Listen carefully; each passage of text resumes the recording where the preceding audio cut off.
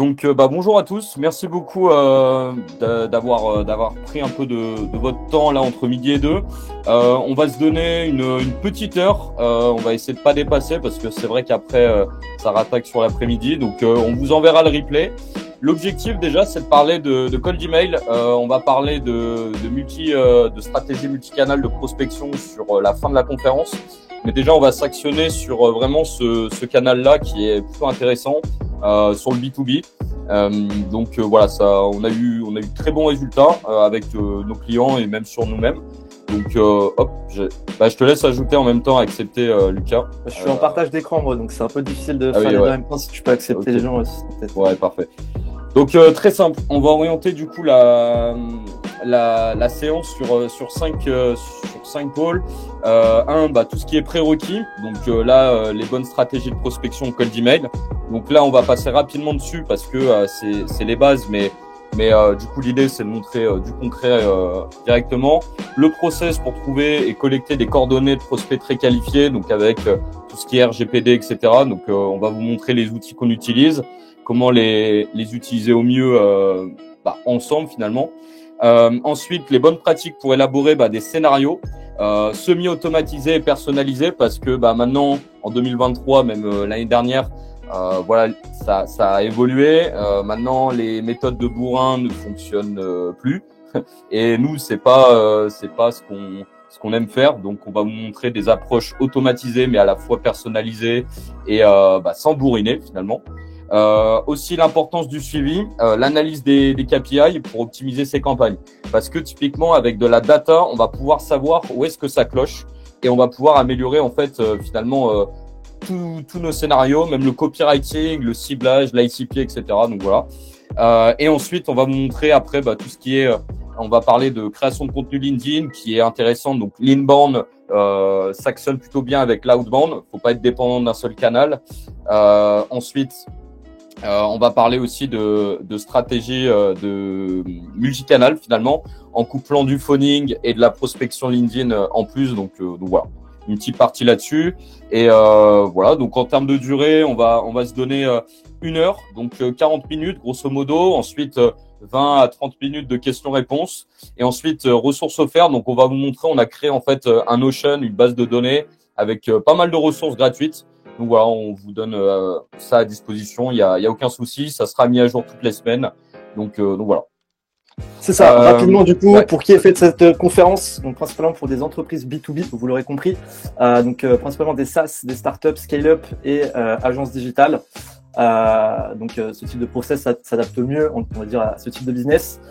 Principalement du coup, si vous êtes CEO, Head of Sales, directeur commercial, gros marketeur, gros hacker, si vous êtes business développeur, SDR, BDR ou sales, c'est des sujets qui devront normalement vous parler. Et si également vous êtes à votre compte, freelance, coach ou consultant indépendant, c'est aussi des leviers que vous pouvez activer pour votre activité. Donc ça marche à petite échelle, ça marche mieux à grande échelle, quand on a déjà une bonne structure. On va le voir ensemble, mais globalement, c'est des méthodes que vous pouvez implémenter dès demain pour votre activité.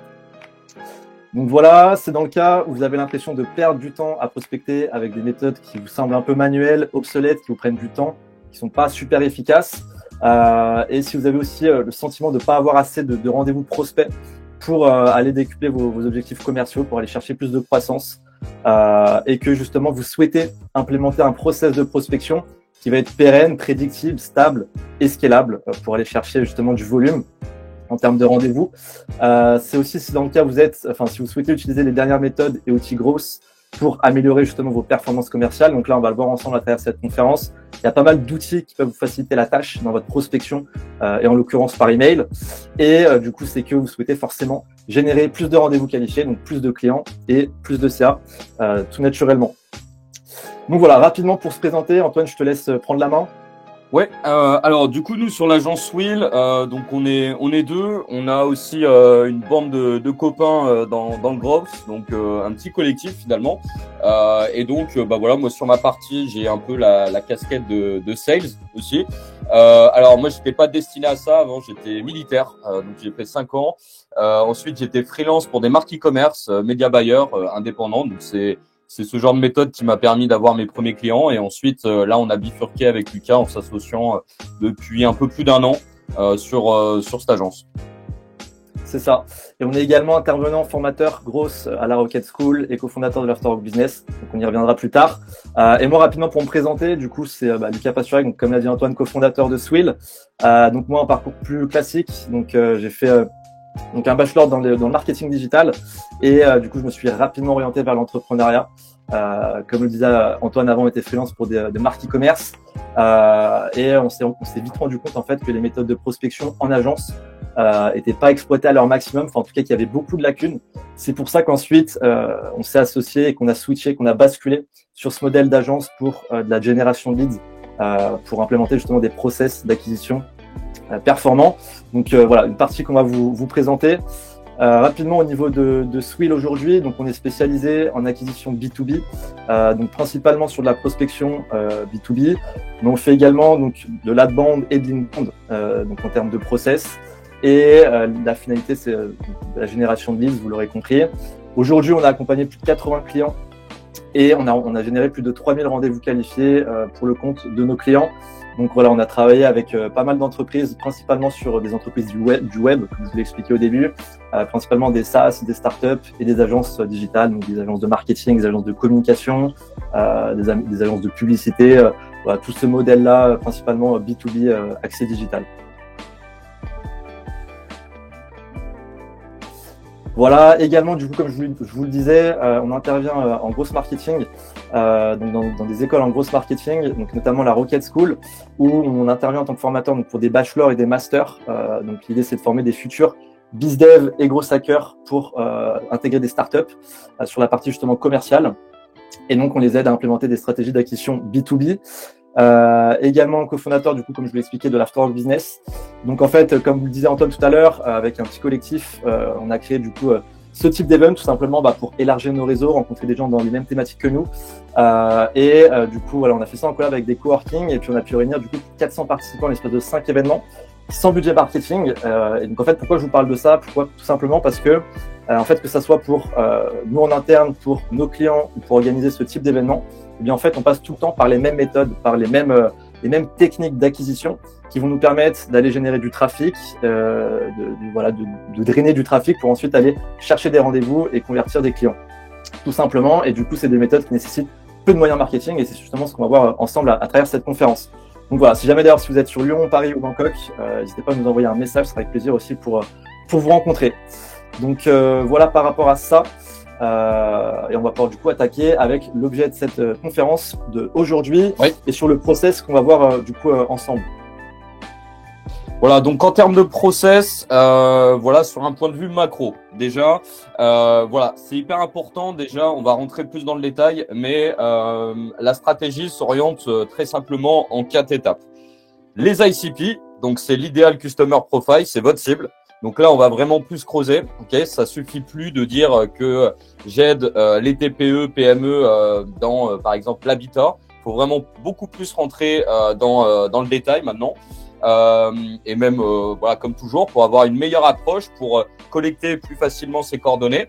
Ensuite, pour avoir des séquences de prospection beaucoup plus personnalisées, parce que si on fait déjà ce travail-là d'ICP dès le départ, nos messages vont être beaucoup plus personnalisés, sans forcément faire des icebreakers, etc. pour ceux voilà, avec qui le terme est familier, et derrière de la prise de rendez-vous. Si c'est pas forcément de la prise de rendez-vous, ensuite il y a de la relance qui est faite, il y a de l'inbound sur par exemple LinkedIn qui est fait, du lead nurturing, et derrière voilà, on a un truc qui tourne plutôt bien sur le long terme. Voilà. C'est ça. Donc là, à travers cette conférence, on va se focaliser principalement sur le canal de l'email, comme vous l'aurez compris. Mais voilà, le process global s'articule comme ceci, comme vous pouvez le voir à l'écran. L'idée, c'est vraiment de définir sa cible, d'aller chercher des coordonnées. Une fois qu'on a les coordonnées, on va aller contacter ces personnes-là avec le canal de l'email. Plus, si on peut faire plus, c'est mieux. Mais pour commencer, toujours bien d'être bon déjà dans un canal. Et ensuite, l'idée, ça va être d'aller générer des rendez-vous. Et on va essayer de faire ça du coup de manière semi-automatique, donc avec différents outils, et tout en ayant des approches personnalisées. Comme je vous l'ai expliqué, le scale, il peut se faire de deux façons. Soit en faisant du volume n'importe comment, en faisant n'importe quoi, n'importe comment, soit en améliorant la qualité de votre prospection et de vos approches. Et nous, c'est plutôt ce qu'on va voir aujourd'hui.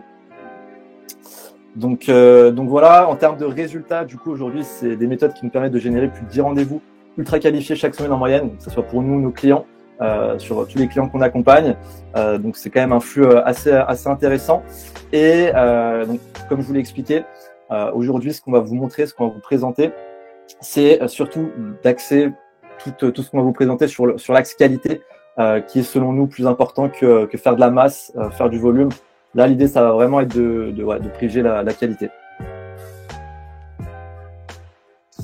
Donc voilà, en termes de prérequis, donc pour implémenter ces méthodes-là, il y a deux choses. Donc, ce qui est hyper important dans un premier temps, ça va être de générer, pour pouvoir générer des rendez-vous et réaliser des ventes, va falloir déjà que vous ayez un match parfait entre votre cible, votre offre et votre positionnement. Donc ça, c'est les trois variables qui sont hyper importantes.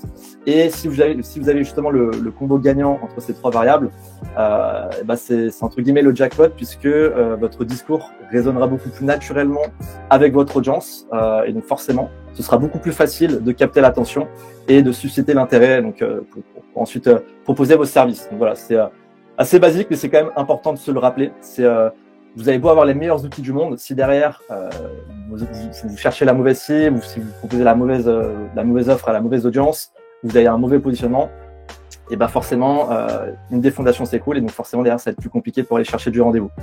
Donc ça c'est la première chose, et ensuite la deuxième chose, c'est que si vous voulez faire de la bonne prospection en email, faut aussi avoir un bon setup, un bon back-end, donc bien configurer tout ce qui est DKIM, démarque et SPF, donc qui sont simplement des mesures de sécurité qui vont permettre à votre sender d'email de valider vos mails et pas tomber en spam tout simplement.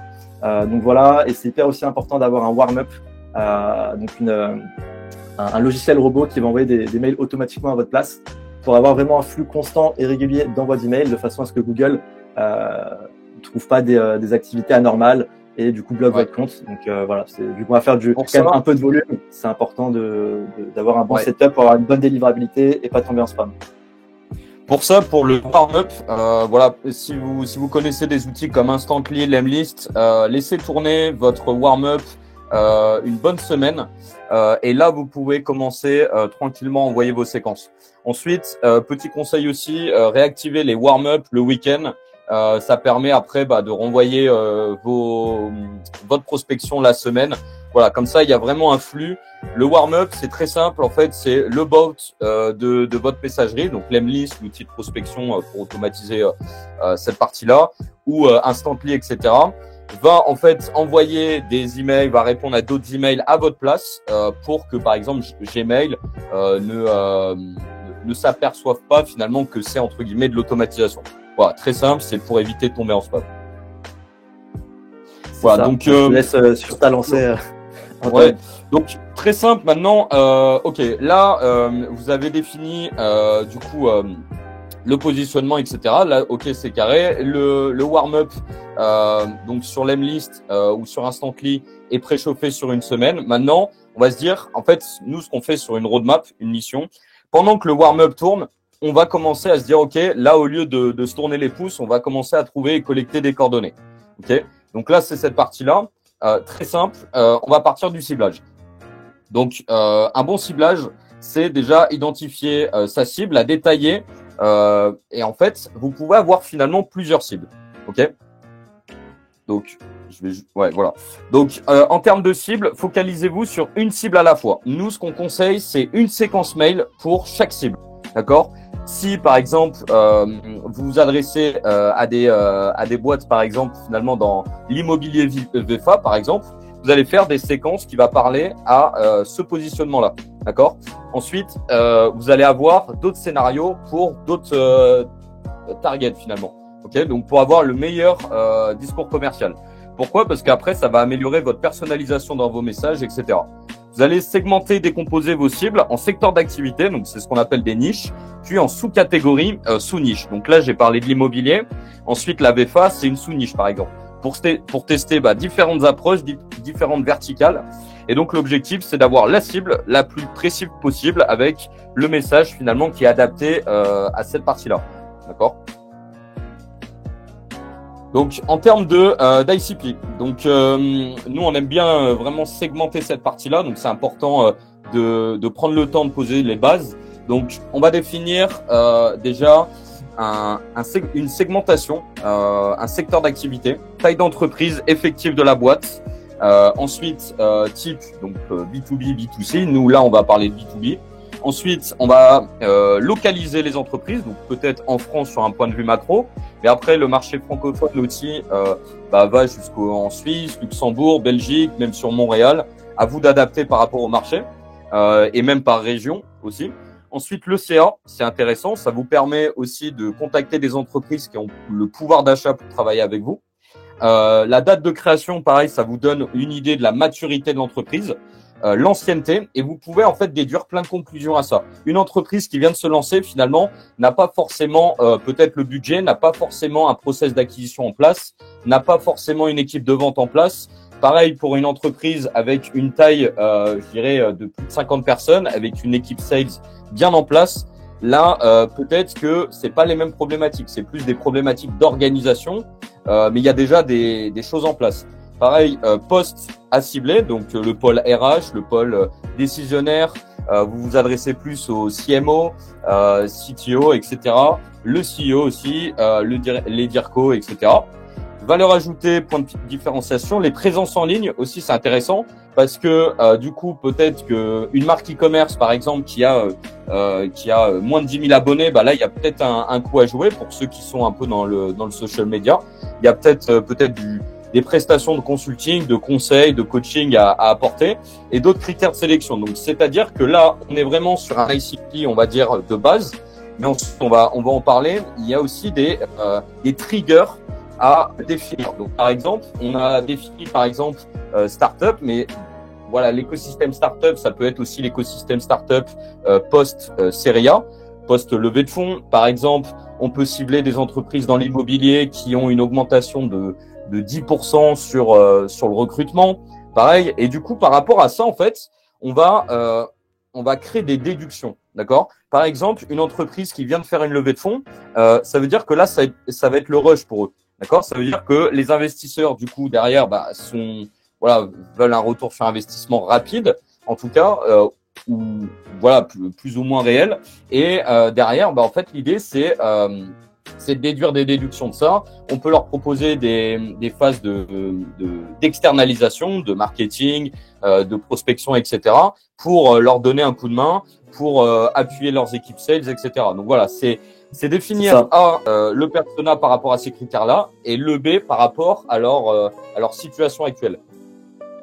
C'est ça. Et plus vous aurez des critères précis, plus on va pouvoir aller chercher les prospects qui conviennent à la situation qu'on a déterminée, puisque tous les éléments qu'on voit ici, on va pouvoir justement les réexploiter à travers notre travail de segmentation avec les différents outils qu'on va utiliser juste après et qu'on va vous montrer. Donc, c'est vraiment hyper important d'avoir une bonne base qu'on va pouvoir ensuite aller réexploiter. Donc, justement, on va pouvoir passer du coup à la deuxième étape. Une fois qu'on a notre ICP, on a bien défini nos critères de segmentation, on va pouvoir procéder au lead sourcing, donc aller trouver ces prospects qui sont dans notre cible sur le web, donc sur différentes bases de données. Pour ça, vous avez plein d'outils différents. Les plus connus, donc il y a LinkedIn Sales Navigator, donc qui est une base de données ultra fraîche puisqu'elle est régulièrement mise à jour. C'est là où la majorité des professionnels sont, donc forcément c'est hyper intéressant d'aller sur ce type d'outil. Donc Sales Navigator qui est simplement un outil annexe de LinkedIn que vous connaissez sûrement pour aller justement aller faire des recherches très segmentées sur les différents types de profils que vous recherchez au sein d'entreprise. Pareil pour Faro, donc Faro aussi qui permet de croiser plusieurs bases de données différentes sur le web. Donc il y a notamment LinkedIn Sales Navigator, mais pas que. Donc ça va permettre vraiment de récolter plein d'informations. Vous allez pouvoir mettre vos filtres et derrière essayer d'aller trouver la crème de la crème en termes de profils que vous recherchez. Et pareil pour Société Info. Donc voilà, ils ont chacun leur spécificité. Ça va vraiment aussi dépendre de votre situation, du type de boîte que vous avez. Donc après ça s'adapte à chaque profil, mais voilà, il existe vraiment différentes bases de données pour faire ça.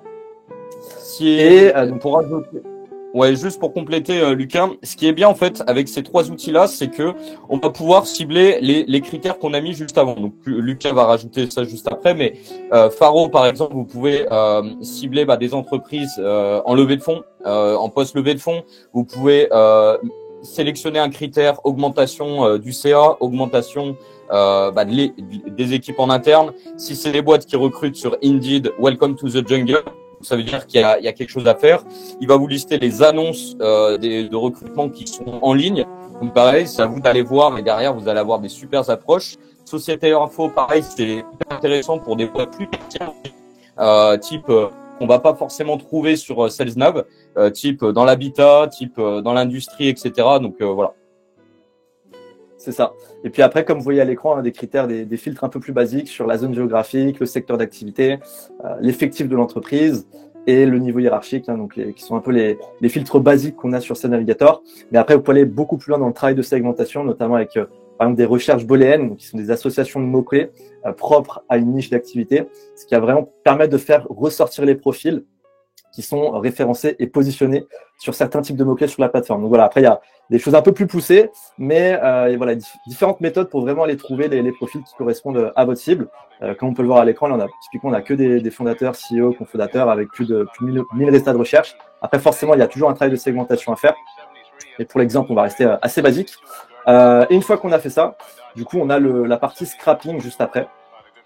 Donc, Antoine, je te laisse présenter tout ça, donc, qui va permettre d'extraire les listes de prospects. Ouais, sur la partie scrapping, donc là, on a fait les recherches. Nous, on peut utiliser des outils qui sont gratuits. Voilà, si vous avez une équipe growth en place, peut-être qu'ils l'utilisent déjà. Phantom Buster qui est super bien, qui est gratuit, qui vous permet, par exemple, les événements sur LinkedIn de scraper les invités, en tout cas les participants. Donc, ça veut dire que s'il y a eu des participants, par exemple, au Growth Summit, un événement Growth qui a eu lieu en 2022, bah, ça veut dire que c'est des personnes qui sont intéressées par le Growth, des événements peut-être de réseautage, etc. Vous pouvez scraper, par exemple, les interactions d'un post LinkedIn. Ça veut dire que du coup, ça suscite un intérêt. Mais attention, voilà, il y a des outils aujourd'hui comme Wallaxy qui sont super. Faites gaffe de ne pas tomber dans le piège de l'automatisation. On reçoit sans arrêt des messages, etc. Honnêtement, bah, c'est assez gavant et c'est moins pertinent. Donc, utilisez par exemple Phantom Buster pour scraper un élément. Par exemple, Wallaxy pour faire des demandes de connexion. Mais maintenant, c'est à vous de faire le travail manuel une fois que la personne a accepté. Instant Data Scrapper, c'est super aussi. C'est pour scraper, par exemple, les offres d'emploi en direct. Vous pouvez scraper les sites de cross-funding pour des marques e-commerce qui viennent de se lancer finalement. Par exemple, les pages jaunes, par exemple des annuaires, etc. Ça va vous lister toutes les boîtes. Vous avez juste à remplir le nom des entreprises dans Sales Navigator ou dans Société Info et bim, vous allez trouver les personnes qui vous intéressent pour les contacter finalement. Donc voilà, c'est plein de petits outils qui peuvent vraiment vous faciliter la tâche au lieu d'ouvrir deux onglets et reporter à la main. Là, vraiment, c'est directement intégrer un CSV, etc. C'est ça. C'est des outils qui sont quand même plutôt maintenant assez connus, mais qui sont pas forcément toujours exploités au mieux. Mais ce qu'il faut se dire, c'est que dès que vous avez une base de données, donc là on a pris l'exemple basique de Sales Navigator, vous faites une recherche, vous avez votre liste de prospects qui s'affiche, en tout cas vous avez les résultats de recherche, vous copiez l'URL dans l'outil et il va vous récupérer, il va vous ressortir le fichier avec toutes les coordonnées, enfin toutes les données profil des prospects. Donc ça c'est dans l'exemple de Sales Navigator, mais comme l'a dit Antoine, avec des outils comme Instant Data Scrapper, vous pouvez vraiment aller chercher différentes bases de données sur le web, donc, notamment des annuaires, des choses comme ça, ce qui permet vraiment d'être assez flexible en termes de base de données. Et ensuite, on aura d'autres outils pour aller trouver des coordonnées plus personnelles, nominatives, qu'on présentera juste après. Mais typiquement, voilà à quoi ça peut ressembler une fois qu'on a extrait, par exemple, une recherche Sales Navigator. On a extrait du coup les profils LinkedIn des prospects qu'on a recherchés et, avec nos critères de segmentation. Donc, on obtient le nom, prénom, voilà, classique, la fonction de la personne au sein de l'entreprise. Donc là, on cherchait principalement, avec l'exemple juste avant, des CEO et fondateurs de marques e-commerce dans la cosmétique. Donc voilà, on voit que c'est principalement des CEO et fondateurs. Ça correspond à nos critères. Et voilà, on va avoir le profil LinkedIn, l'industrie, etc., etc. Pas mal d'infos, mais il va nous en manquer certaines. Donc principalement l'email, le numéro, donc l'email professionnel nominatif, également le numéro de téléphone. Les LinkedIn, là, on les a, mais dans certains cas, on les a pas. Donc l'idée, ça va être ensuite d'aller compléter les coordonnées qu'on peut aller récupérer en plus pour ensuite aller contacter ces personnes-là. Et c'est justement du coup la 4e étape d'enrichissement. Donc on va voir ensemble, qui va vous permettre vraiment d'aller récupérer du coup, comme je vous l'ai dit, les coordonnées nominatives, donc l'email, le téléphone et LinkedIn professionnel de ces personnes en question. Et donc pour ça, encore une fois, on a différents outils. Donc il y en a plusieurs sur le marché avec différents types d'enrichissement. Donc on a les plus connus comme Drop Contact en France et Snowf.io qui vont vous permettre de simplement prendre votre fichier qu'on a extrait, le mettre dans le logiciel et le logiciel va vous le rendre tout simplement avec toutes les coordonnées qui vous intéressent. Il ne trouvera pas toutes les coordonnées à 100%. Généralement, vous allez réussir à après ça dépend vraiment des secteurs d'activité, hein, mais à récupérer, je dirais 30, 40, 50, 60% de contacts, d'adresses email en tout cas. Et pareil pour les numéros de téléphone. Après, je sais qu'il y a des outils un peu plus spécialisés pour les numéros de téléphone, comme Lusha par exemple. Voilà, il y a Hunter aussi qui permet de faire de l'enrichissement. Il y a également Better Contact qui permet de faire de l'enrichissement en cascade. Donc ça, Antoine, je sais que tu as pu... Ouais, bah du coup, on a fait une interview là avec Fred qui a lancé cette solution. En fait, c'est hyper intéressant. Ça vous permet facilement d'avoir 80-90% des coordonnées. Typiquement, en fait, Better Contact, c'est en fait un outil qui va se brancher sur des API en fait. Donc l'API Drop Contact, l'API, donc l'API c'est un bout de code que vous allez brancher à Better Contact. Pour connecter les outils. Ouais, c'est ça, pour les connecter entre eux. Ce qui est hyper intéressant avec Better Contact, je connaissais pas il y a pas plus de 6 mois, et finalement en fait c'est hyper intéressant parce que ça va vous faire du enrichissement en cascade. Donc comme Lucas l'a dit par exemple, on va avoir 50% du fichier enrichi par Drop Contact. Ensuite, il va basculer sur l'API de Société Info. Vous allez gagner 10%, 20%. Ensuite, Lusha pour avoir les numéros de téléphone, etc., etc. Et vous avez Datagma, vous avez plein d'API qui peuvent se brancher entre elles plutôt, pardon. Et donc ça vous permet d'avoir énormément de coordonnées là-dessus. Donc voilà. Ça permet de maximiser l'enrichissement. C'est ça.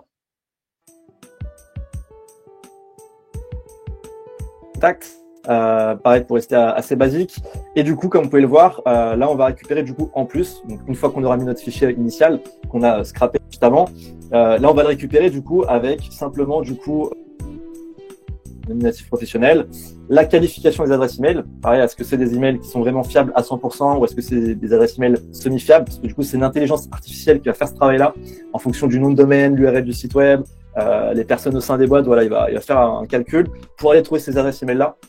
La plupart du temps, c'est ultra fiable et quand il vous le met justement, quand c'est fiable vraiment à 100%, c'est quand il met nominatif @pro et quand c'est les catch-all, c'est que c'est des adresses email un peu moins fiables. Bref, voilà, ça vous permet vraiment d'avoir une fiabilité par rapport à ça. Vous allez récupérer le numéro de téléphone, donc généralement ça va être des numéros type 04, mais vous allez aussi pouvoir récupérer des numéros 06, des 07. Après, encore une fois, il y a vraiment des outils spécialisés aussi pour aller vraiment chercher des numéros personnels, professionnels. Et vous allez également pouvoir récupérer le site web et vraiment pas mal d'infos sur les entreprises de manière générale. Et c'est des colonnes, donc les colonnes que vous pouvez voir là, ça va être des variables aussi qu'on va pouvoir réexploiter à travers des logiciels de prospection pour justement avoir des approches personnalisées, donc pouvoir contacter plusieurs personnes en même temps, tout en ayant de la personnalisation, donc pour maximiser votre temps et votre efficacité. Donc voilà, à ce niveau-là, je sais pas si tu as quelque chose à rajouter sur l'enrichissement, Antoine. Ouais, alors c'est vrai que là ça peut paraître assez chronophage. On vous montrera après, par exemple avec Zapier, avec d'autres outils, vous pouvez les connecter entre eux et derrière ça vous permet d'automatiser cette partie-là. C'est un peu plus tech, là c'est un peu la partie gros hacking, mais ce qui est cool du coup là, on va donc un fichier comme celui-là peut prendre facilement des heures à trier. Donc là nous on a une solution qu'on utilise EvaBot pour nettoyer la base de données. Donc en fait EvaBot c'est hyper intéressant. C'est un stagiaire finalement que vous avez recruté en interne qui va vous trier en fait votre fichier. Donc typiquement vous avez fait votre recherche sur Sales Navigator, vous avez téléchargé l'extension de EvaBot et donc lui va reconnaître avec les mots-clés que vous avez mis, les postes dans les entreprises, donc les CEO, etc., la niche que vous avez ciblée. En fait, ça peut arriver que dans votre fichier CSV, vous ayez peut-être un CTO au lieu d'un CEO, que vous ayez peut-être un BizDev au lieu d'un Head of Sales. Voilà, des choses comme ça peut arriver. Et donc, au lieu de passer à la main sur notre fichier CSV et supprimer les lignes, les colonnes une par une, on va envoyer directement ce fichier sur EvaBot. Donc, typiquement, on va extraire de la data dessus. Lui va l'analyser et ensuite va finalement qualifier les bons prospects par rapport à votre recherche en amont. Donc là, ça vous fait gagner un temps fou.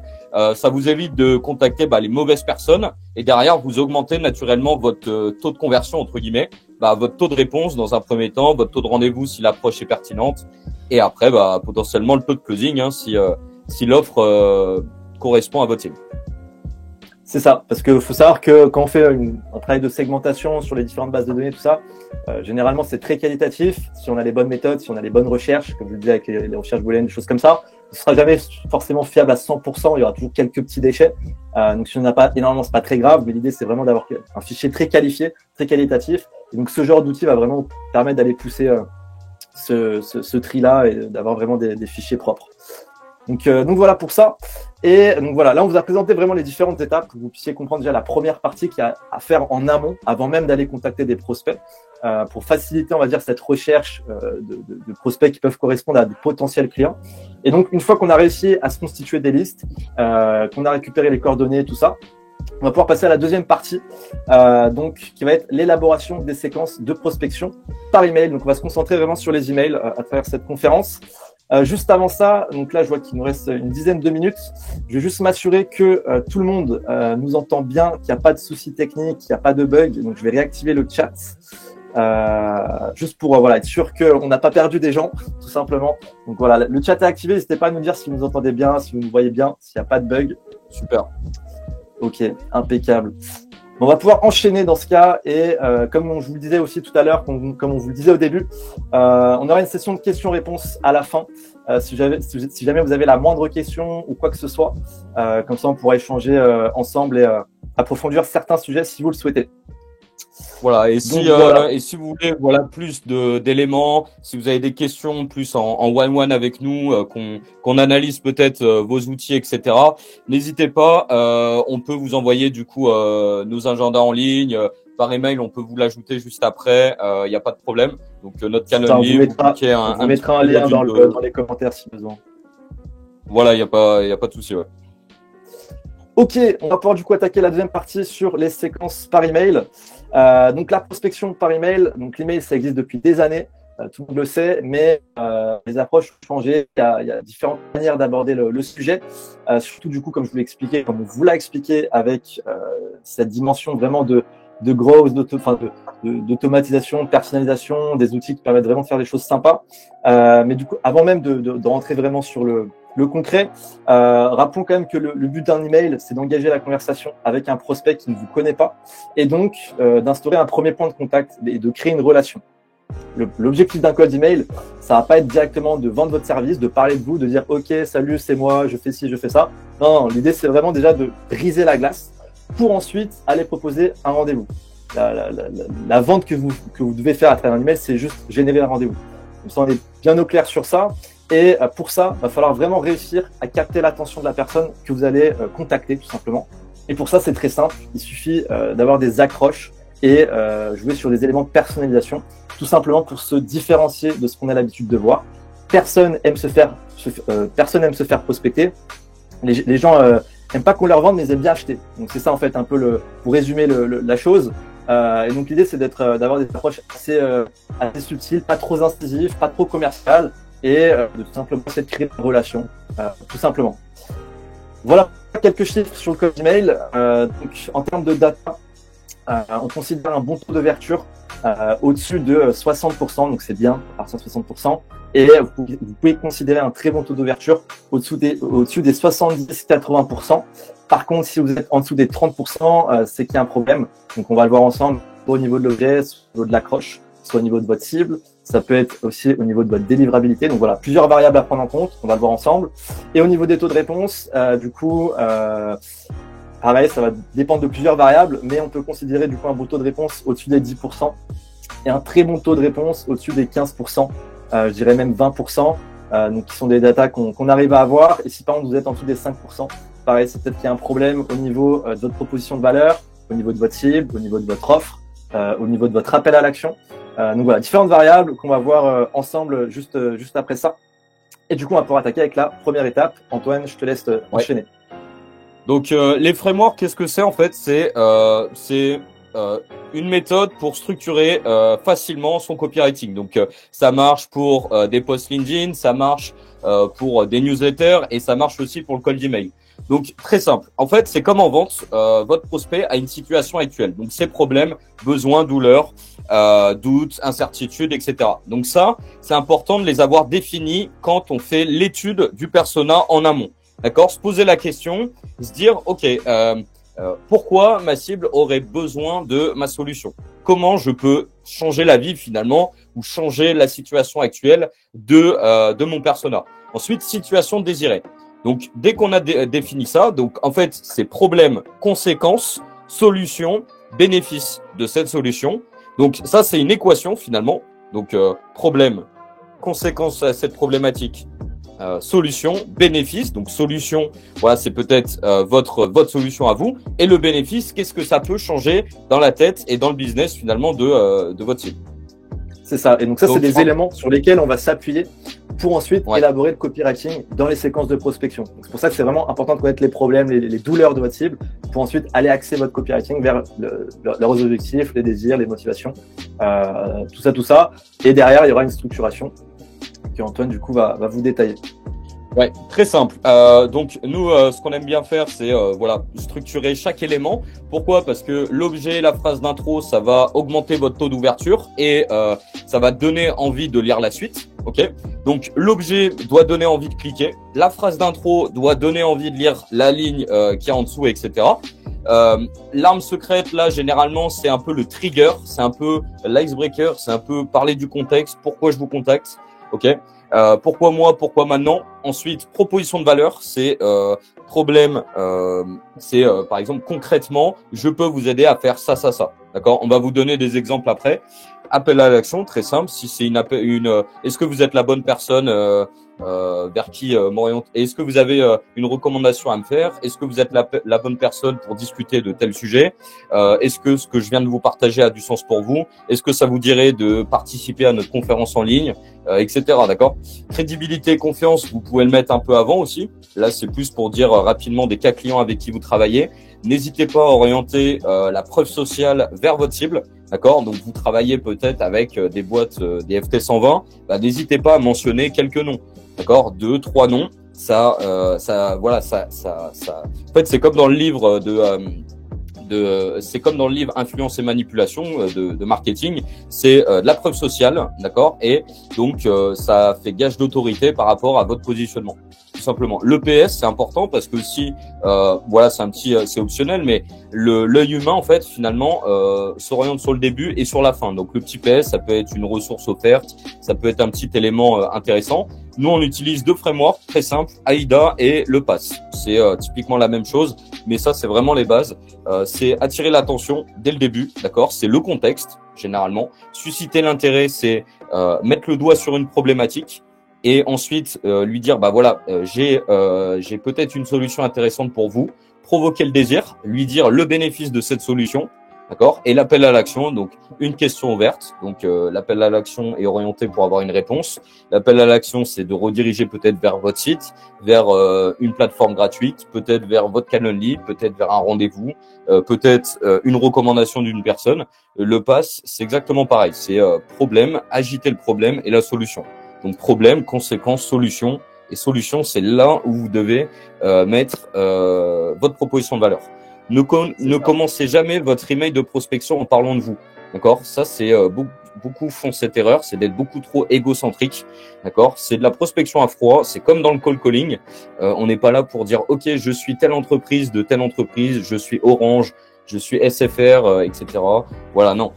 On parle du contexte, pourquoi je vous contacte, et ensuite on se présente rapidement. D'accord? C'est ça. Donc voilà, différents types de structures que vous pouvez adapter, moduler. Il faut être aussi assez flexible, tester différentes variantes, mais généralement, nous, c'est vraiment des frameworks assez basiques qu'on utilise et qui fonctionnent très bien. Donc voilà, une fois qu'on a fait ça, donc là, je vois qu'il nous reste 5 minutes. On va essayer d'être assez rapide pour ensuite passer à la session questions-réponses. Donc, rapidement sur la personnalisation. Donc, il existe différents types de personnalisation en cold email. Donc, les classiques, donc avec les variables prénom, voilà, nom d'entreprise, qu'on peut directement inscrire dans le mail et qui vont s'afficher automatiquement une fois qu'on va envoyer les mails. Les accroches spécifiques en fonction de l'industrie ciblée. Donc voilà, l'idée c'est d'avoir des accroches qui sont vraiment spécifiques à votre secteur cible. Donc ça peut être au niveau de l'industrie, ça peut être au niveau du profil de la personne que vous contactez, ou au sujet d'une actualité, ou je sais pas, quelque chose que vous avez vu sur le profil LinkedIn par exemple. Donc voilà, des accroches assez ciblées. Ensuite, on a aussi l'utilisation de la technique de l'icebreaker. Donc justement, ça rejoint la deuxième idée. L'idée, c'est vraiment de connecter sur un niveau beaucoup plus personnel avec votre cible. Donc ça, forcément, ça nécessite plus de temps en termes de personnalisation. Donc ça, c'est un créneau à rajouter typiquement. On va voir qu'il y a aussi des techniques pour essayer de standardiser ces approches-là tout en ayant une approche personnalisée. On va aussi avoir les images dynamiques avancées, donc incruster des logos, des screenshots dans le corps de vos mails, ça ajoute un peu de matière. Et le 5e niveau, ça va être les vidéos personnalisées standardisées, qui sont très intéressantes, surtout depuis, pour 2023, parce que nous on a observé sur 2022 là que les vidéos personnalisées standardisées avaient des très bons retours. Donc voilà, on va vous présenter tout ça. Et comme le disait Antoine, voilà, il y a différents types de triggers sur lesquels vous pouvez vous appuyer pour faire vos icebreakers, vos accroches. Donc on l'a vu tout à l'heure, il peut y avoir différents événements au sein d'une entreprise au sujet du marché et au sujet d'un prospect. Au sujet d'un marché, vous allez pouvoir contacter la personne avec un prétexte. Donc l'idée, voilà, c'est vraiment trouver des événements déclencheurs pour contacter votre cible. Et donc au sujet du marché, ça peut être une actualité liée au secteur d'activité. Ça peut être en fonction de la période de l'année. Je sais pas, par exemple pour les marques e-commerce, ça peut être le Q4, des choses comme ça. Ensuite au sujet de l'entreprise, donc si le CA a évolué récemment, si le nombre de personnes au sein de l'entreprise a évolué, s'il y a eu des changements au niveau des équipes, les technologies utilisées. Je ne sais pas si vous faites, par exemple, vous êtes une agence digitale, vous faites de la prestation de site web, vous pouvez identifier certains événements, certains déclencheurs, typiquement le CMS utilisé, si la personne fait de la publicité avec les pixels, enfin voilà, pas mal d'éléments. Et ces éléments-là, vous allez pouvoir les trouver avec votre travail de segmentation et de scrapping. Donc c'est pour ça que c'est intéressant de les identifier, parce que vous allez pouvoir vous appuyer derrière pour faire vos séquences. Et pareil au sujet d'un prospect. C'est le navigateur. C'est ça. Ouais, et d'autres outils aussi. Ouais. Et après, il y a aussi au sujet d'un prospect. Donc voilà, si vous êtes en relation avec quelqu'un au sein du réseau qui connaît une personne ou un tel, vous pouvez jouer sur ça.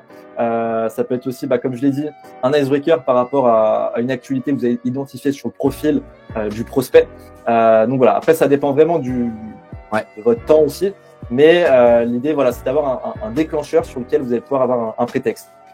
Ouais, sur certains projets, par exemple, sur des sujets d'actu, on avait travaillé sur, par exemple, sur la COP27, par exemple, si vous faites des événements finalement d'entreprise ou vous faites des salons, vous pouvez très facilement avoir la liste des personnes qui étaient présentes à ce salon-là et de faire une séquence orientée pour ces personnes-là. Par exemple, finalement, les technologies utilisées avec Sales Navigator dans la partie compte. Donc, vous avez recherche de prospect, recherche de compte. Là, vous pouvez cibler des technologies. Pareil avec Faro, vous pouvez cibler des CRM utilisés, par exemple.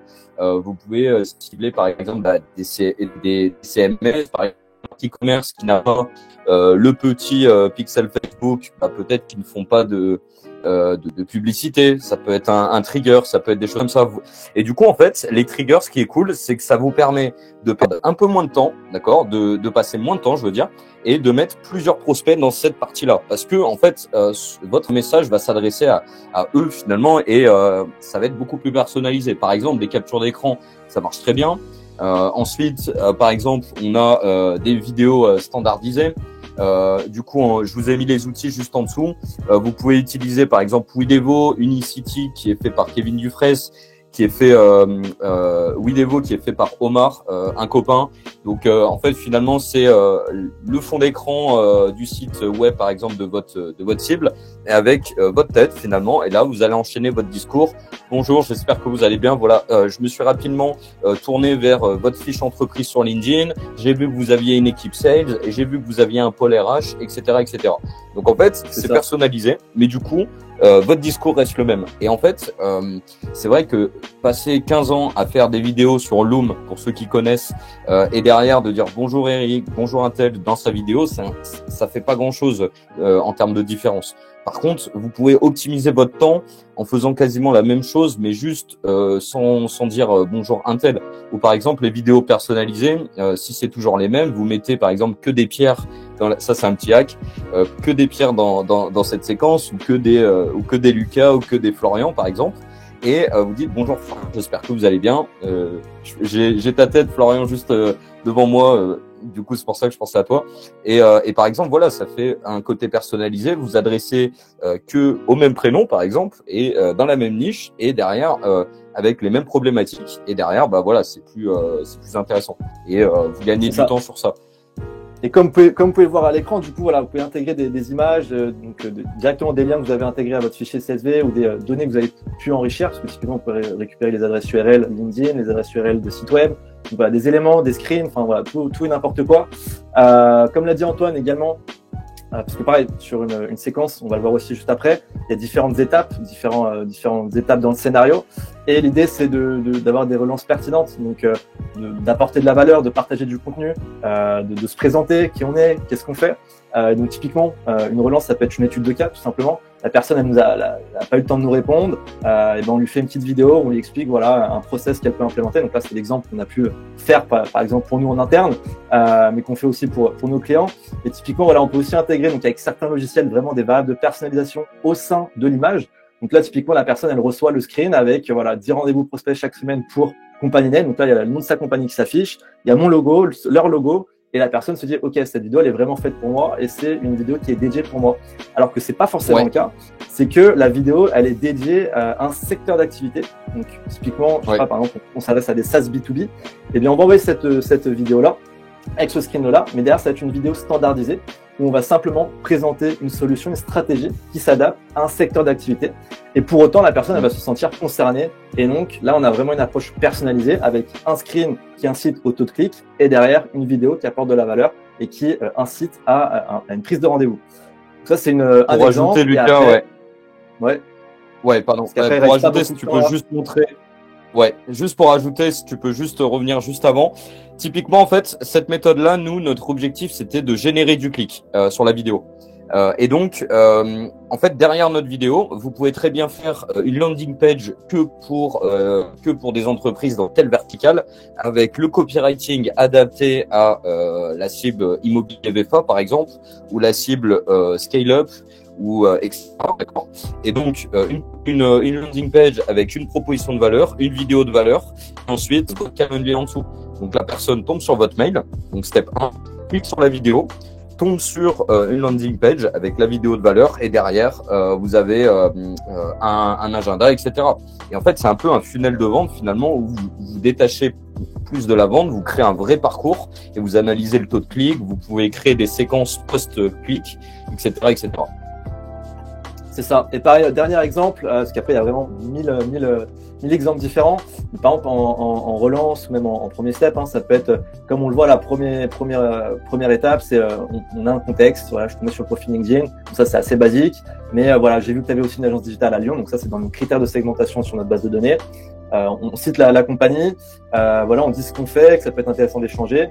Et si vous faites des événements, par exemple, c'est possible que ce soit en ligne ou en physique. Bah, vous pouvez aussi jouer sur ça pour essayer d'aller chercher un rendez-vous. Voilà, il y a vraiment différentes manières d'aborder le sujet et tous les sujets, toutes les méthodes sont bonnes à prendre. Donc voilà.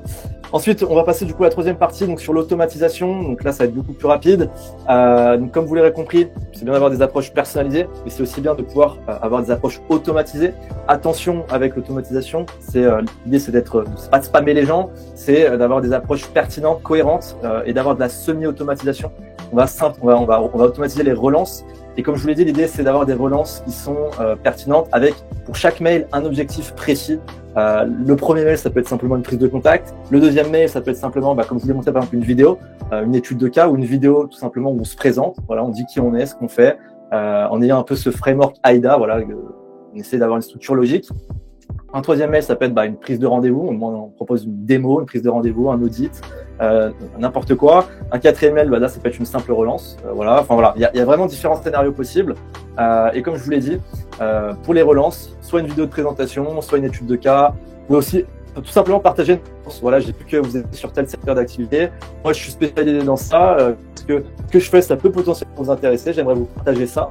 Ça peut être, je sais pas, un article. Ça peut être une case study, voilà, ça peut être aussi en termes de relance, le rendez-vous classique, ça peut être aussi une démo si vous êtes un SaaS, ça peut être un audit, comme je l'ai également dit, ça peut être une invitation à un événement, donc physique, si vous faites par exemple du networking, ça peut être le webinaire en ligne, comme on le voit juste ici aujourd'hui. D'ailleurs, il y en a pas mal d'entre vous justement qu'on est allé chercher comme ça, et ça permet forcément d'avoir du lead à moindre coût, donc c'est intéressant. Et voilà, il y a énormément de solutions différentes que vous pouvez exploiter pour vraiment avoir des approches qui se différencient de ce qu'on a l'habitude de voir et qui apportent de la valeur à votre cible, tout simplement pour la sensibiliser et l'éduquer.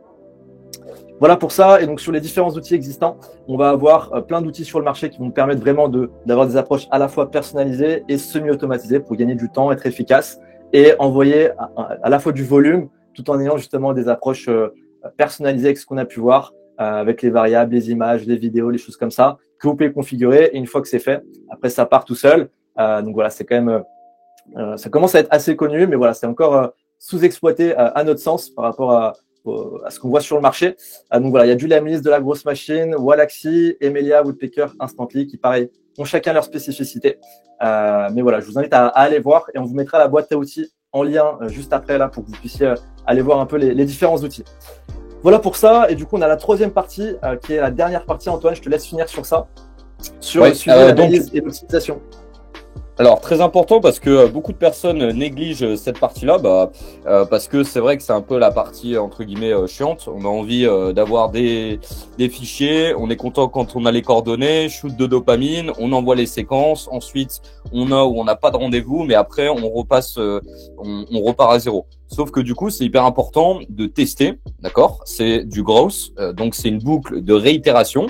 Ok, donc on va tester des objets, des phrases d'intro, des images, pas d'images, des signatures, pas de signatures, des images, vidéos, etc. On va tester plein d'éléments, d'accord, pour les mettre en concurrence. Il y a toujours, nous, ce qu'on veut quand on est sur une roadmap mission, c'est d'avoir une validation de marché. Donc, c'est-à-dire que notre data, c'est d'avoir du rendez-vous. Et donc, on se dit, OK, on va mettre en concurrence plusieurs angles marketing, plusieurs finalement propositions de valeur, plusieurs scénarios et plusieurs mails qu'on va envoyer. Ensuite, on va envoyer à petite échelle, d'accord, avec la même cible. Et ensuite, on va se dire, d'accord, généralement, en fait, quand on fait un testing, on a une cible et on a 3 à 4 séquences pour cette cible-là. Comme ça, on les met en concurrence et on regarde celle qui marche. Ensuite, on va analyser les KPI, le taux d'ouverture, le taux de réponse, le taux de clic, si on veut du clic, le taux de bounce, donc les personnes qui tombent hors la boîte de réception, etc. Et ensuite, on va rechercher des séquences winner. Winner, faut vraiment avoir défini quel est votre objectif. Votre objectif, c'est quoi? C'est d'avoir du clic sur votre site, c'est d'avoir du rendez-vous, c'est d'avoir un taux de visionnage, etc. Une fois qu'on a analysé finalement ces séquences winner, nous, on aime bien utiliser, comme on vous a montré des outils, on vous a montré Instantly. En fait, c'est hyper intéressant. Instantly, ça vous permet de connecter plusieurs noms de domaines. Vous n'êtes pas obligé de payer par nom de domaine si vous avez des équipes, etc. Et vous pouvez faire des sous-domaines pour votre boîte. D'accord. Et dès que vous avez des séquences winner, là, vous envoyez plus de personnes. C'est là que vous commencez à contacter plus de personnes. Et vous augmentez le volume, vous augmentez l'envoi par jour, etc., par semaine. Et derrière, vous scalez, en fait, naturellement. Et ensuite, vous réanalysez. Parce que peut-être que cette phase de scaling, en augmentant le volume, n'a peut-être pas de sens, finalement. Voilà, c'est important. C'est ça. On part d'un échantillon, on teste. Et une fois qu'on a des séquences qui fonctionnent, on va aller chercher du volume. Voilà, comme ça on a nos séquences winner. Donc voilà quelques exemples rapidement. Donc voilà, vous pouvez configurer les différentes étapes, on peut le voir à l'écran, et vous allez avoir la data, hyper important de récupérer la data sur vos taux d'ouverture, vos taux de clic, vos taux de réponse et vos taux de personnes intéressées qui ont pris rendez-vous. Donc là on avait du Calendly à la fois, donc des personnes qui ont cliqué sur le Calendly pour prendre rendez-vous, et on a aussi en route personnes qui ont répondu favorablement à notre demande de rendez-vous. Donc voilà, donc là on voit que sur 100 emails, quasiment on a du coup 73% de taux d'ouverture, donc ce qui est intéressant, 11%, 12% de prise de rendez-vous au Calendly et 1% de taux de réponse avec 3 personnes qui ont pris rendez-vous, et vous avez le détail de chaque step. Donc voilà, vous avez là typiquement on voit que le taux d'ouverture du step A est plus intéressant. Donc pour la prochaine séquence, on va choisir cet objet-là et cette phrase d'accroche. Donc on a eu plus de réponses sur step 2, donc là on va faire un mélange des deux. Comme ça on aura plus de prises de rendez-vous parce que les gens répondent mieux, donc il y a un meilleur CTA. Et pareil, là on voit que c'est égal, mais du coup voilà, on va pouvoir quand même optimiser cette partie-là et ainsi de suite. Donc voilà, l'idée c'est vraiment d'analyser les différentes étapes et d'améliorer vos séquences. Et bien évidemment, l'idée c'est aussi de pouvoir connecter votre outil de prospection à votre CRM, à votre pipe commercial pour suivre le flux de leads et de potentiels deals. Et donc voilà, c'est des solutions qui peuvent être connectées. Donc Lemlist typiquement peut se connecter avec Pipedrive de manière native, et comme ça voilà, toutes les personnes qui sont favorables à un rendez-vous, bien elles atterrissent dans votre pipe directement. Donc voilà, pour finir, 3 bonus. Donc là on a vu ensemble la partie cold email. Donc on s'est focus là, il y a aussi d'autres éléments, d'autres variables que vous pouvez exploiter pour améliorer vos perfs. Donc, vous allez avoir la stratégie inbound to outbound, parce que là, on a beaucoup parlé d'outbound. L'idée, c'est que vous puissiez aussi avoir une stratégie de contenu complémentaire de prospection pour tout simplement recontacter les personnes qui ont interagi avec vos posts. Ça fonctionne très bien aussi, parce que forcément, vous sensibilisez, vous éduquez une audience, et si elle interagit avec vous, c'est qu'elle manifeste un intérêt. Et donc, par exemple, typiquement, là, sur un post que j'avais fait, par exemple, on propose une boîte à outils grosse pour optimiser son acquisition. On a eu quelques commentaires, quelques likes, donc sur un petit post. Les personnes, derrière, on peut aller les recontacter. Et ça va être beaucoup plus simple de derrière créer de la relation, parce que la personne, voilà, elle nous connaît, elle voit plus ou moins qui on est, et sur le long terme, moyen long terme, la stratégie de contenu, elle va renforcer votre stratégie de prospection.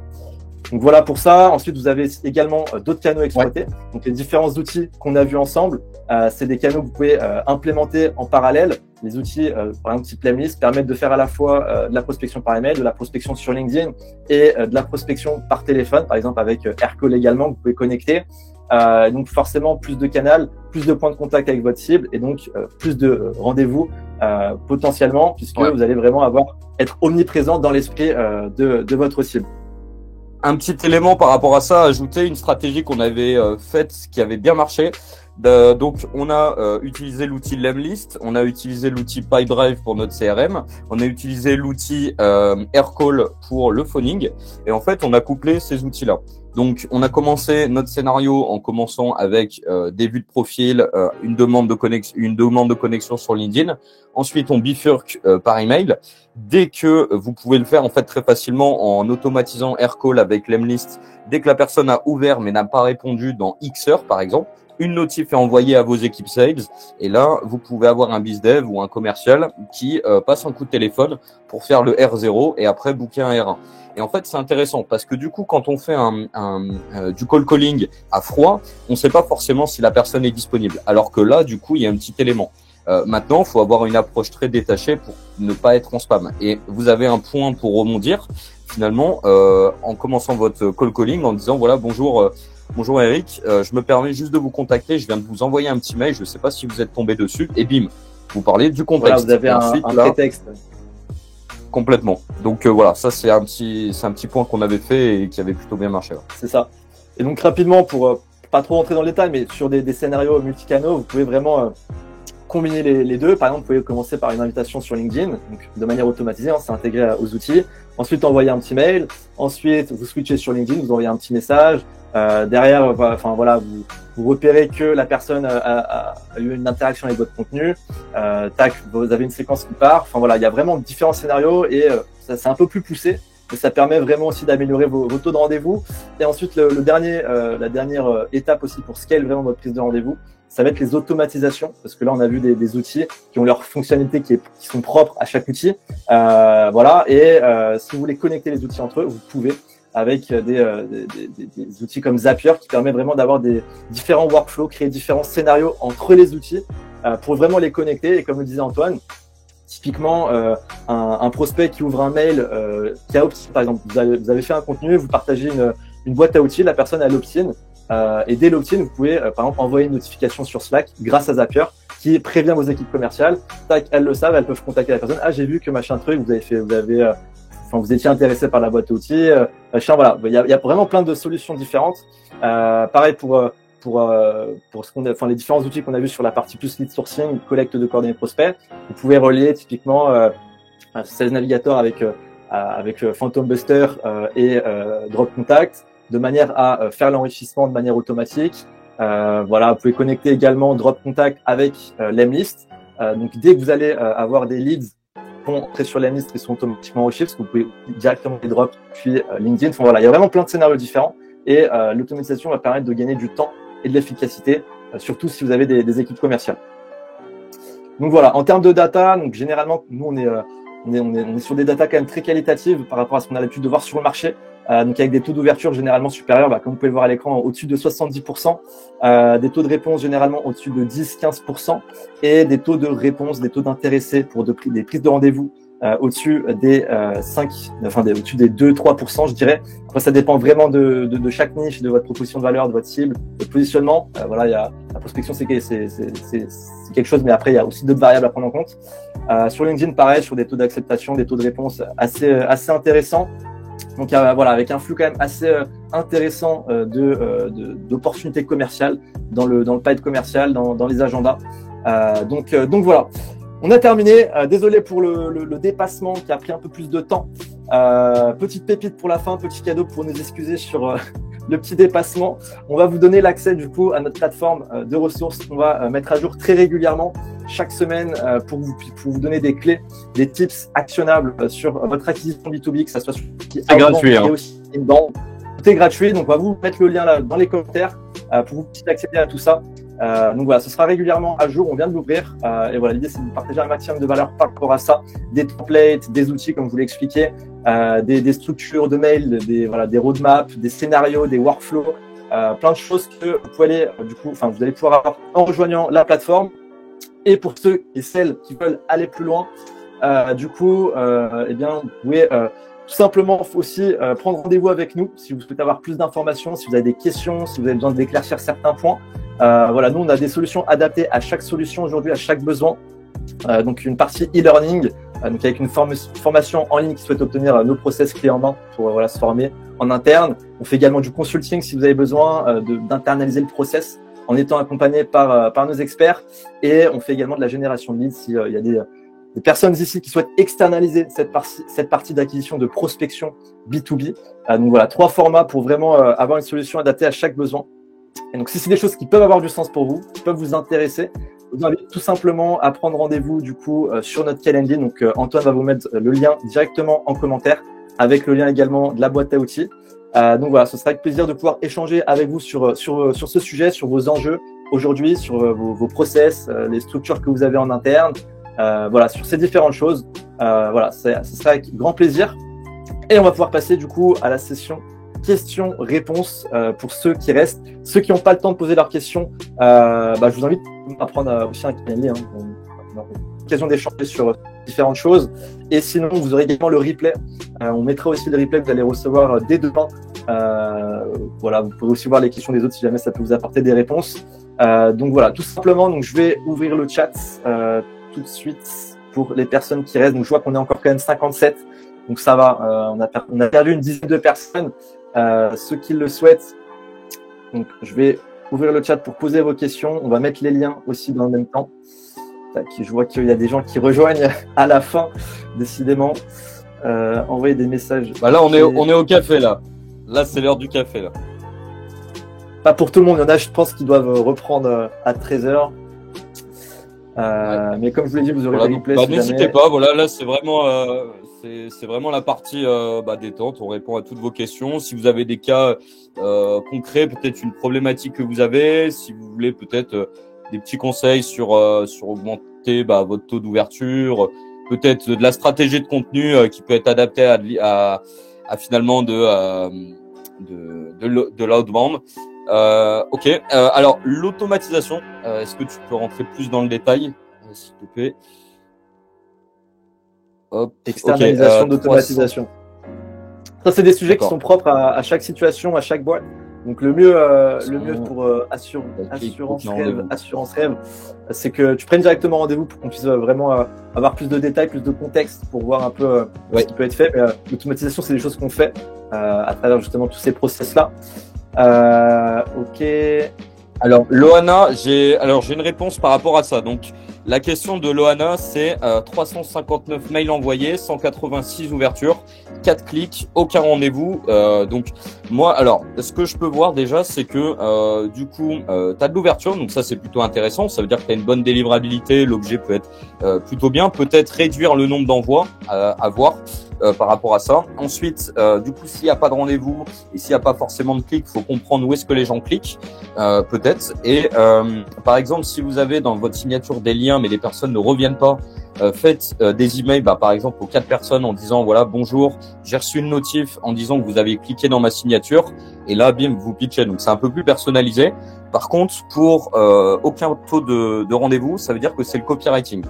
Ça veut dire que peut-être c'est trop vendeur, peut-être c'est trop orienté vente, c'est peut-être trop égocentrique, peut-être que la proposition de valeur n'est pas claire dans la tête de la personne finalement en face.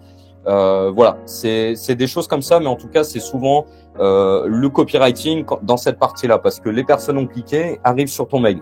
Donc voilà, ça c'est des choses assez à modifier. Pareil, en ce moment, on parle beaucoup d'OpenAI, de ChatGPT. N'hésitez pas à vous en servir. Attention, faites gaffe, ne copiez-collez pas bêtement leur mail. N'hésitez pas à donner l'avis à ChatGPT. Moi, je m'en sers souvent. Par exemple, un petit tips pour personnaliser mes mails. J'utilise la petite description sur Sales Navigator. Je la copie-colle sur ChatGPT et je lui demande, voilà, un petit élément. Est-ce que tu peux me faire un petit texte personnalisé pour cette personne-là? Et après, je modifie à la main, etc. Et du coup, voilà, c'est une approche intéressante. Combien d'emails dans une campagne et de délai entre chaque email pour des marques e-commerce? Alors, dans une campagne, ce qui peut être bien, c'est d'aller chercher entre 50 et 100 personnes dans une campagne. Encore une fois, n'hésite pas à segmenter. Ok, des marques e-commerce, donc oui, le secteur est le même, mais attention, peut-être qu'il y a encore de la segmentation à faire pour du coup, au lieu de mettre 100 personnes dans une séquence, faire 25, 25, 25, 25, avec des approches peut-être plus personnalisées. Sur le délai, généralement, le premier mail, donc mail d'introduction, où tu te présentes rapidement, où tu parles du contexte. Mail numéro 2, où tu peux apporter de la valeur. Généralement, je l'envoie 2-3 jours après. Et ensuite, j'espace la durée entre le 2 et le troisième mail je dirais 4 à 5 jours pour laisser un peu le temps au prospect. Et apporter de la valeur, au fait, et réapparaître un petit peu, voilà, voilà. Mais faut pas spammer les gens. Pareil, les personnes qui ne vous répondent pas, mais qui ouvrent, donc c'est les personnes qui sont actifs, et bien, gardez-les en stock, et ensuite, mettez-les dans votre CRM, et 3 mois plus tard, c'est pas perdu. Parce que souvent, l'erreur, c'est de utiliser les crédits des outils. Parce que les outils aujourd'hui, les SaaS, leur modèle économique, c'est que vous dépensez, mais les ouvertures, mais pas de réponse, c'est des prospects qui sont toujours à exploiter. Donc n'hésitez pas à les garder. C'est des personnes c'est pas parce que vous n'avez pas de réponse que c'est des personnes qui ne sont pas intéressées. Donc voilà, ça c'est des choses à réutiliser tous les 3 mois par exemple, ou même une personne qui dit non. Les boîtes fonctionnent par trimestre, donc du coup c'est peut-être pas le bon moment. Voilà, c'est ça. Ce que je peux rajouter. Si vous avez des questions, n'hésitez pas. De toute façon, nous, on est disponible. On a dépassé. Du coup, pour ceux qui le peuvent, n'hésitez pas à nous poser vos questions. Je pense qu'on a encore une petite demi-heure pour répondre à toutes les questions. On va essayer de répondre au maximum. Pareil, n'hésitez pas aussi à nous faire des feedbacks, ce que vous en avez pensé. Est-ce que c'est des sujets que vous connaissiez déjà? Est-ce que vous connaissez déjà les outils? Est-ce que c'est des choses que vous avez déjà en place en interne ou pas du tout? On puisse un peu voir un peu les Alors Mathilde a une question intéressante. C'est vrai que quel est le contenu minimum nécessaire pour débuter une campagne? Alors, il n'y a pas vraiment de contenu minimum. Je te conseille quand même une landing page. Pas forcément. T'es pas forcément obligé de faire un site, etc. Au début, c'est du MVP. Si là t'es au début de l'activité, teste rapidement ton offre. Par contre, ton offre, travaille là. Nous, généralement, voilà, qu'on conseille par exemple à des freelances ou qui viennent de se lancer, n'hésitez pas à faire des périodes d'essai dans vos offres. D'accord? Vous faites de la perf. Au début, ça va vous prendre du temps, etc. Mais n'hésitez pas à apporter de la valeur, à tester votre expertise si vous avez pas forcément eu de clients, mais de dire voilà, nous on a un modèle économique à la performance, ça serait intéressant d'en discuter avec vous. Il y a peut-être des choses intéressantes. Une landing page à la limite, avec plus de cas d'explication. Moi au début, quand je faisais du media buying pour des marques e-commerce, j'avais pas de clients et en fait j'avais une landing page avec une étude de cas en parlant d'un concurrent. En fait, donc j'avais pas de clients, j'avais pas d'étude de cas pour moi, donc en fait j'avais analysé une grosse marque e-commerce cosmétique et j'avais dit c'est hyper intéressant aujourd'hui, cette marque-là fait ça, c'est l'erreur de beaucoup de marques e-commerce. Voilà, et j'avais juste pris un concurrent en exemple, une étude de cas d'un client qui n'était pas le mien et je le disais, mais voilà, ça montre votre expertise. Après, si vous créez du contenu, pareil, vous pouvez peut-être avoir une chaîne YouTube ou créer du contenu sur LinkedIn. Ça va commencer à montrer finalement votre expertise sur le marché. C'est ça. Question outil, vous avez déjà testé eu des retours sur Go High Level? À titre perso, je ne connais pas Go High Level, je sais pas si tu connais toi. Ouais, alors je connais Go High Level, qu'est-ce que c'est en fait? C'est un outil américain un peu clé en main. Donc vous avez un CRM, vous pouvez faire des LP, vous pouvez faire du cold email, etc. Attention parce que eux ils ont une manière de communiquer par affiliation Donc beaucoup de personnes ont communiqué sur Go High Level parce qu'il y a des liens d'affiliation hyper intéressants. Voilà, c'est aussi ça qu'il faut savoir. C'est pour ça qu'il y a beaucoup de vidéos là-dessus sur YouTube. Mais maintenant, attention, les outils qui font tout, c'est des outils qui peuvent peut-être passer certains éléments. Faut faire gaffe, hein, parce qu'un CRM qui fait du cold email, des landing pages et de la création de contenu ou peu importe, voilà. Moi, je suis plus fan des outils qui font vraiment une chose à la fois et voilà. C'est mon point de vue.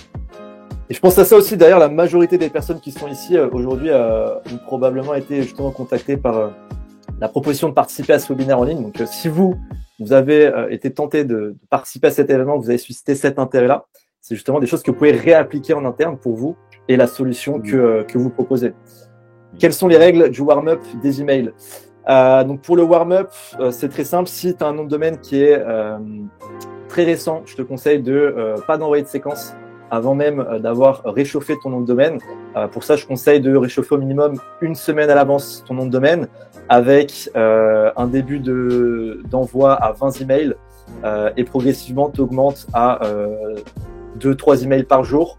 Et il faut avoir une fréquence d'emails d'envoi par jour à, je dirais, entre... ouais, non, c'est ça, 20 emails, 2-3 emails, et après ça augmente petit à petit. Donc après, ça dépend vraiment des outils, des logiciels, mais faut commencer petit à petit et augmenter au fur et à mesure. Et comme ça, progressivement, ton nom de domaine va se réchauffer. Ouais. Et après, quand vous faites beaucoup de volume, je vous invite à l'activer quand même de temps en temps. Et si jamais vous avez une baisse d'activité, vous mettez des campagnes en pause, pensez à bien réactiver le warm-up pour justement garder cette constance d'envoi d'email et de réponse d'email, parce que le warm-up va permettre d'envoyer des emails, mais aussi de recevoir des emails de personnes au sein de la communauté, de l'outil, de façon vraiment à créer de l'interaction et conserver la qualité de votre nom de domaine. Complètement, ouais. Bonjour Laurent. Du coup, Adam aussi avait la même question. Préférence en termes d'outils pour avoir des emails. Nous, on utilise là parmi ceux que tu m'as demandé.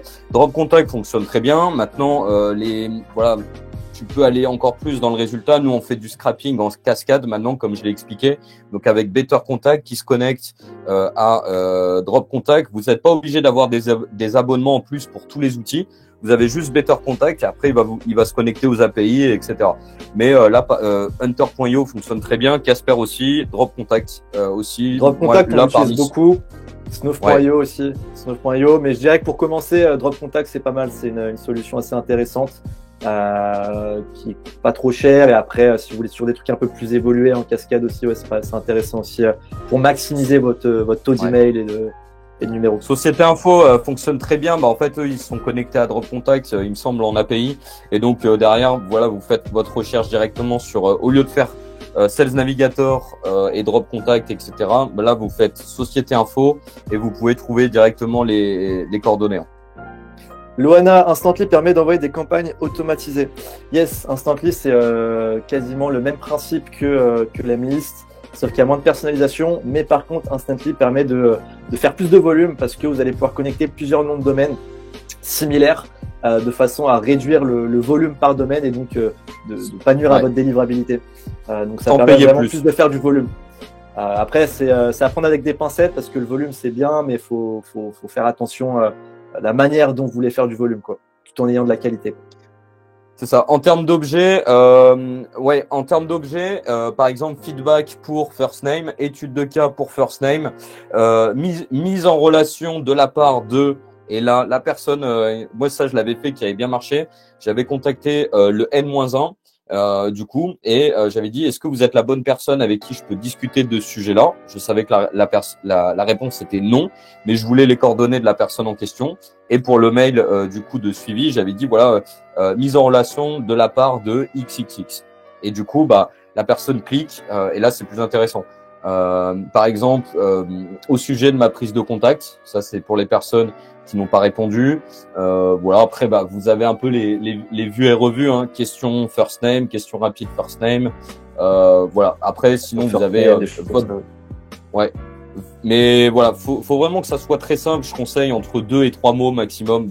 Voilà, ça sert à rien de faire des mails trop longs. Voilà, restez très simple, en minuscule. Plus vous êtes concis, plus vous êtes concis, moins le mail est, plus le mail est court, mieux c'est. Les gens n'ont pas le temps, les gens reçoivent plein de mails. L'idée, c'est d'avoir la petite accroche qui fait la différence, qui nous différencie des autres, d'avoir une structure simple qui va droit au but. Et derrière, si la personne trouve ça pertinent, parce que vous l'avez bien ciblé, bah, elle prendra rendez-vous. Voilà pour ça, super, merci pour la réponse. Ouais, vas-y. Ouais, alors n'hésitez pas dans votre fichier, une fois que vous dans votre fichier de draw contact, n'hésitez pas à regarder dans email qualification, vous enlevez tous les catch-all. Moi ça c'est une erreur que je faisais au début, mais du coup faut virer les catch-all parce que c'est aussi ces personnes-là du coup que vous contactez, vous cramez du crédit, finalement bah vous perdez la délivrabilité de vos envois. Donc vous allez voir, il y a cette rubrique là. Pareil, si vous n'avez pas forcément d'ouverture, c'est peut-être que vous avez mal paramétré votre nom de domaine. Vous n'avez pas forcément fait de warm-up, etc. Donc c'est pas forcément lié à l'objet. Hein. C'est aussi peut-être votre nom de domaine finalement qui tombe en spam. Donc n'hésitez pas à regarder votre data par rapport à ça. Pourquoi ne pas laisser le warm-up tourner en continu? En fait, ça dépend. Moi, je sais que là, en ce moment, on le laisse tourner en continu. Ça va dépendre du volume. Si tu fais trop de volume et que tu as trop d'envois, trop de réceptions, ton compte Google risque de vriller. Mais logiquement, si tu nous as écouté ce soir et que tu bombardes pas trop et que tu fais tu privilégies la qualité à la quantité, tu peux laisser tourner ton warm-up en continu pour être sûr de vraiment avoir une bonne délivrabilité. C'est ce que nous d'ailleurs on fait et de maintenir vraiment un score de délivrabilité à 99%, tout simplement. Vous faites de l'A/B testing des emails pour environ combien de contacts? Y a-t-il une longueur de mail acceptable pour ne pas avoir l'air commercial? Sur l'A/B testing des mails, pour que ça soit cohérent et pour que la data soit parlante, je recommande de partir sur un échantillon de 100 leads. À partir de 100 leads, vos data elles peuvent commencer vous pouvez commencer à tirer des conclusions entre guillemets. Et puis après, vous pouvez monter à l'échelle. Après, tout dépend aussi de votre marché. Enfin, bref, voilà, il y a d'autres variables à prendre en compte. Mais je dirais que, ouais, voilà, un échantillon de 100 prospects pour faire de l'A/B testing. Vous faites du 50-50, vous voyez ce que ça donne. Et après, vous optimisez votre séquence pour faire la séquence gagnante. Et en termes de longueur de mail acceptable, franchement, un mail, très court. C'est comme les exemples qu'on a vus. C'est 3-4 phrases plus l'appel à l'action. Seriez-vous dispo pour échanger mardi 15h? Ou votre calendrier, vous pouvez aussi mettre votre calendrier. Voilà, c'est tout. Faut vraiment aller droit au but. 3-4-5 phrases max. Si vous rentrez trop dans le détail, en tout cas, si c'est pour de la prise de rendez-vous, ça va pas le faire. Après, tout dépend aussi de ce que vous proposez, si vous voulez partager de la valeur, des choses comme ça. Mais généralement, on conseille vraiment d'être concis, d'avoir un mail très court, avec les structures qu'on a vues, type AIDA et PASS. Ouais. Du coup, Richard aussi avait une question par rapport au nom de domaine. C'est vrai que c'est mieux d'utiliser un nom de domaine spécialement pour la prospection. Hein. Parce que déjà, de 1, pour vos équipes sales ou même pour toi-même, ça va être plus simple de t'organiser par rapport à ça. Ce nom de domaine, du coup, est spécialement pour la prospection. Ça va être plus simple en termes d'orga. Et du coup, tu peux peut-être te perdre aussi dans les emails, etc. Et même, imagine si par exemple tu tombes en spam ou voilà, tu te fais shooter par exemple par les boîtes de messagerie, ça serait dommage du coup que la boîte principale soit impactée. Que pensez-vous de Waalaxy, le vrai sujet? Waalaxy, Alors, Waalaxy, c'est super. C'est un super outil. Maintenant, attention de ne pas tomber dans le piège. Moi, je dis souvent, aujourd'hui, je m'en sers essentiellement pour, là, par exemple, à toute ma base de données, à toutes mes relations pour cet événement-là, j'avais naturellement envoyé, voilà, des séquences automatisées, mais là, c'était pas de la prospection, quoi que ce soit. Il y avait aucun problème avec ça. Mais maintenant, faites gaffe parce que vous pouvez vite tomber dans le spam, parce que la boîte de messagerie LinkedIn, elle reste en fait. Vous avez un historique, donc si vous contactez la même personne 6 mois plus tard, il va retomber sur votre spam en fait d'il y a 6 mois. Donc faites gaffe. Peut-être servez-vous-en par exemple pour vous faites Sales Navigator, votre recherche, etc. Vous envoyez sur Waalaxy. Et derrière, vous faites que des demandes de connexion de façon automatisée. Ou alors, un petit tip, ce qu'on avait fait, c'était juste automatiser le premier message et dire « Bonjour first name, j'espère que vous allez bien ». Voilà, et on crée juste la discussion. Il y a une réponse, on se crame pas. Ouais, parce que faut faire attention. Et du coup, après, voilà, c'est à prendre avec des pincettes. Pareil, vaut mieux prendre du temps sur LinkedIn. Honnêtement, faut pas se cramer. Surtout si vous avez une stratégie de contenu qui tourne, etc. Voilà, vous faites des demandes de connexion de façon automatisée à votre cible. C'est important. Vous pouvez aussi faire une stratégie de contenu éditorial qui parle par exemple que aux dirigeants de telle boîte. Et ensuite, vous faites ce mois-ci que de l'ajout de façon massive aux dirigeants dans ce secteur-là. Comme ça, votre contenu va être vu par votre cible. Parce que ça, c'est une erreur. Des fois, on veut créer du contenu, mais dans nos relations, finalement, on a nos collègues, on a nos amis, etc. Donc, vous pouvez aussi orienter, ok, ce mois-ci, je m'adresse que à ces personnes-là, et du coup, je vais envoyer des demandes de connexion à ces personnes-là pour qu'ils le voient. Voilà. Ouais. Une des forces de Wallaxy, je dirais aussi, c'est déjà, je dirais que c'est plus adapté pour du LinkedIn, parce que Wallaxy va vous permettre de dépasser les limites d'invitation. Vous allez pouvoir rapidement vous connecter, enfin plus rapidement vous connecter avec votre potentiel cible sur LinkedIn, puisque LinkedIn est limité à 100 invitations par semaine ou par jour, je sais plus, j'ai un doute. Bref, il y a une limite que par exemple l'analyste ne peut pas dépasser. Wallaxy arrive à le faire. Après, ça peut quand même être dangereux pour votre compte LinkedIn, donc faut pas trop bourriner non plus. Mais donc l'avantage à ça, c'est que vous allez pouvoir rapidement vous constituer une audience qui correspond à votre cible. Donc vous allez augmenter votre nombre d'abonnés. Si vous faites une stratégie de contenu à côté, forcément, vous aurez une meilleure portée organique. Donc ça, c'est le premier point. Et après, sur LinkedIn, donc ouais, après du coup, bah voilà, vous pouvez vous connecter plus facilement avec votre cible sur LinkedIn et les contacter directement. Donc je dirais que c'est à privilégier si vous voulez faire du LinkedIn. Pour l'email, il y a des outils quand même plus intéressants que Wallaxy. Ouais, Mathilde avait une très bonne question. Peut-on faire des séquences conditionnelles sur l'Emlist? Donc conditionnel, c'est avec des conditions.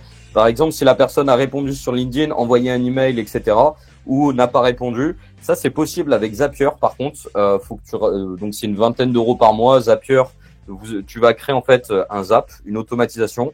Donc tu sélectionnes tu branches en fait Zapier à l'Emlist, tu crées une condition. Donc une fois que la personne a fait telle action dans telle séquence, la renvoyer vers une autre séquence. Et donc tu auras en fait un peu ce cheminement. Donc c'est un peu une méthodologie. Après aux US, un concurrent à l'Emlist, c'est Woodpecker qui le propose cette fonctionnalité-là. Mais voilà, sur l'Emlist, c'est intéressant. Par contre, le conseil pour ça, c'est si tu veux créer un scénario de condition, mets-le sur papier, fais une mind map et crée un peu le parcours de l'utilisateur. Ok, si la personne n'a pas répondu ou etc. ou a répondu mais défavorablement, ok, je la renvoie vers ça parce qu'elle doit être dans cette situation-là, etc. C'est vraiment un cheminement qu'il faut se faire. Et avec Zapier, c'est possible. Voilà, c'est juste avec l'API qu'il faut brancher dessus et c'est plutôt cool. Pour les emails, si on enlève les catch-all, ça veut dire que vous avez environ 25-30% d'emails nominatifs pro trouvés avec votre contact. Sur les catch-all, ça va vraiment dépendre encore une fois de ta niche. Il y a des profils qui sont plus ou moins actifs sur le web, qui ont plus de coordonnées sur le web, donc c'est plus facile de les enrichir. Typiquement, les niches digitales, ça va être plus simple de trouver des emails, des emails nominatifs fiables que sur des niches par exemple type Habitat. Ça c'est un peu plus compliqué, même si on arrive à en trouver. Le mieux pour remédier au catch-all, c'est de croiser les outils d'enrichissement, comme le disait Antoine, typiquement par exemple avec Better Contact, parce que entre les différents outils, c'est des comment on appelle ça, c'est des technologies différentes, et donc un logiciel va peut-être pas trouver le nominatif et vous mettre un catch-all, mais l'autre qui est connecté avec l'API, il va peut-être vous la trouver. Donc vous pouvez aussi maximiser vos taux d'email nominatifs comme ça. Si vous voulez maximiser, nous typiquement ce qu'on faisait souvent avant, maintenant on a changé d'outil avec Better Contact, mais on passait par Drop Contacts, on faisait un premier enrichissement, et ensuite on avait un enrichissement de deuxième niveau où on reprenait tous les leads que Drop Contact n'avait pas trouvé en email, plus les catch-all, donc on enlevait les catch-all, et on remettait la liste restante sans email dans Snuff.io, et Snuff.io nous trouvait encore 10-20% d'emails en plus. Des adresses email fiables, ce qui nous permet de maximiser en fait notre taux d'email fiable. Voilà, j'espère avoir répondu à la question. Pour avoir des résultats avec Wallaxy, il faut miser sur la quantité. Je n'ai jamais de résultats avec les campagnes Wallaxy. Ma cible n'est pas très active, j'ai l'impression. Alors, faut pas miser sur la. Ouais, vas-y, je te laisse répondre. Ouais, alors j'ai un conseil pour ça aussi, j'ai oublié de le dire tout à l'heure pour Wallaxy. Si vous avez fait votre recherche sur Sales Navigator dans filtre de prospect, vous avez activité du compte. En fait, ça c'est hyper intéressant. Pareil, c'est très peu utilisé. N'hésitez pas à, par exemple, vous voulez des CEO ou des DIRCO, etc. Et vous mettez activité du compte de ces personnes-là et des personnes actives sur LinkedIn dans les 90 derniers jours. Vous avez cette rubrique-là. Et en fait, si vous cliquez sur ça, LinkedIn va vous référencer les personnes actives sur LinkedIn. Et finalement, en plus, vous avez un mois gratuit offert avec Sales Navigator. Donc, voilà, vous pouvez faire ça un bon mois et après c'est fait. Mais en tout cas, voilà. Et après, vous bifurquez sur Wallaxy et là, vous êtes sûr que c'est des personnes qui ont posté ou qui ont été actifs sur LinkedIn les 90 derniers jours. Donc, voilà, potentiellement des gens plutôt qualifiés. Et du coup, après, vous allez augmenter finalement votre taux de réponse. Pour le taux d'acceptation, là, c'est vraiment votre profil, c'est vraiment la proposition de valeur. Peut-être que des fois, ça peut peut-être faire peur à certains profils. Peut-être que vous êtes sales et votre persona finalement n'aime pas vraiment votre profil entre guillemets et voilà. Donc n'hésitez pas aussi pour ça, si vous êtes commercial, si vous êtes sales, n'hésitez pas à faire des demandes de connexion au head of sales ou au pôle de vente. D'accord? Et vous faites exprès de contacter ce pôle-là parce que eux vont être plus enclins à accepter votre demande et leur dire, voilà, est-ce que vous pouvez me rediriger vers la bonne personne? Et là, vous contrez un petit peu cette partie-là. D'accord? C'est un petit, voilà. Est-ce que vous conseillez de contacter des e-com dans la niche de la beauté qui ne font pas du tout d'ads? Alors là, deux sujets intéressants, parce que c'est vrai que la niche de la beauté et de la publicité, donc en termes de cible et en termes d'offres, c'est très concurrentiel.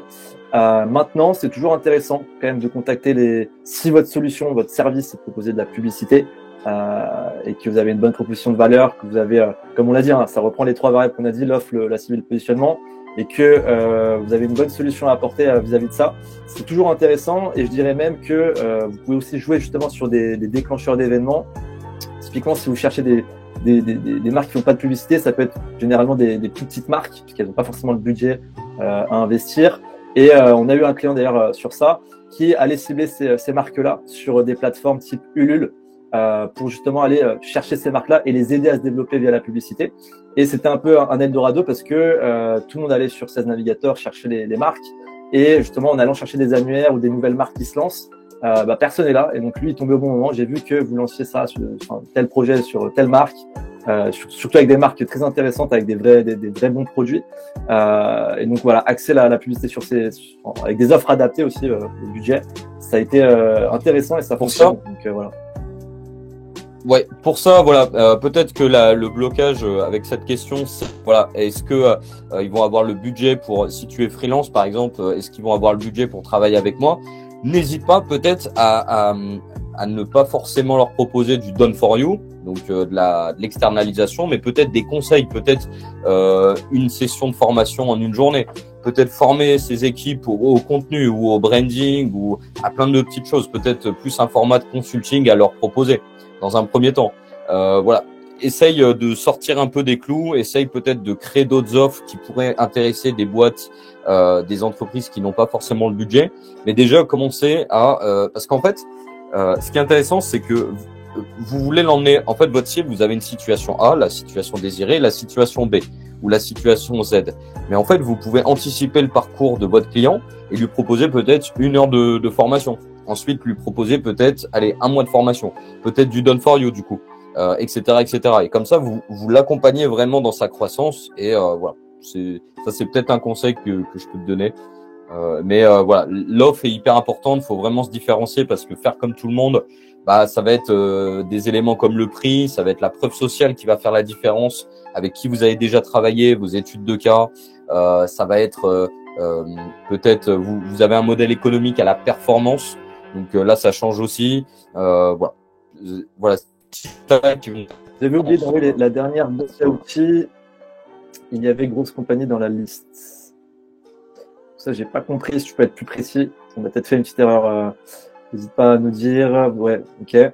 Peut-on faire des séquences conditionnelles sur l'emlist? Par exemple, si la personne a répondu sur LinkedIn, envoyer un email. Si la personne n'a pas répondu, renvoyer un message sur LinkedIn. Ouais, donc ça c'est la petite problématique. On avait répondu, ouais.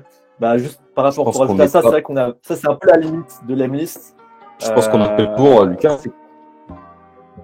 Ouais, je réponds juste aux dernières questions. Enfin, je voulais juste compléter sur ça. C'est vrai que c'est un peu la limite. C'est que tu peux pas créer de j'avais répondu. Mais après, tu as des outils comme la grosse machine qui peut le faire et c'est intéressant. Merci, super, merci. Tu as déjà répondu du coup. Impeccable, parfait. je pense qu'on a répondu aux questions. Aussi, ouais. On espère que ça vous a plu. Voilà, n'hésitez pas à prendre rendez-vous aussi. Merci beaucoup pour les votes. Ouais. Il y a un petit décalage, je te laisse finir, Antoine. Non, ok.